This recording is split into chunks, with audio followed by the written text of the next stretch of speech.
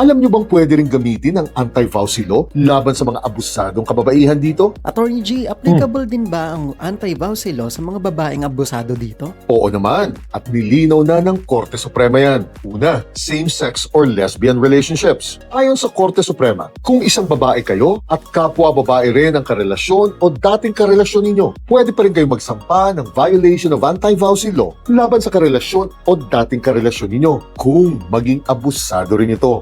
Maliwanag kasi ang sinasaad sa batas na ang perpetrator o ang abusado sa batas na ito ay any person o kahit sino. Sa madaling salita, gender neutral ito. Ang mahalaga lang naman ay isang babae o bata ang biktima nito. Kaya kung sinasaktan na kayo ng babaeng karelasyon ninyo, then pasok na ito sa physical abuse under anti-vowsy law. O kung sinisigawan at minumura ka, o kaya sumasideline na siya sa iba, then pasok na sa psychological abuse ang kaso niya. At kung iniipit ka na sa pera para lang makontrol ka o makuha niya ang gusto niya, then pasok na rin sa economic abuse ang pinaggagawa niya. Pangalawa, child abuse. Ayon pa rin sa Korte Suprema, kahit babae kayo, kung inaabuso ninyo ang menor de edad na anak ninyo o anak sa iba ng karelasyon ninyo, then makakasuhan na rin ng violation of anti-vowsy law kayo. Huwag niyong kalilimutan na ang batas na ito ay hindi lamang para sa proteksyon ng mga kababaihan, kundi para rin sa proteksyon ng mga kabataan. Kaya kung sinasaktan ninyo ang mga bata sa buhay ninyo, then pasok agad ito sa physical abuse under anti-vowsy law. O kung sinisigawan o minumura nyo na ito, o apektado na ito emotionally dahil sa panlalalaki ninyo, then pasok na rin sa psychological abuse ito. At ang pangatlo, child support. Kahit isang babae kayo, kung iniwan ninyo sa karelasyon ninyo ang mga anak ninyo at hindi na kayo nagsusuporta kahit kaya naman ninyo o iniipit nyo sila sa pera para lang masunod ang mga kagustuhan mo, then pasok na rin sa economic abuse under anti-vowsy law ito. At pagdating sa pangalawa at sa pangatlong sitwasyong ito, ang tatay ng bata bilang guardian ang magsasampa ng kaso laban sa iyo. Kaya mga mare ko, mag-ingat na rin kayo dahil pinapantay na ang batas na ito. Bukas, pag-usapan naman natin ang mga isyong bumabalot sa anti-vowsy law.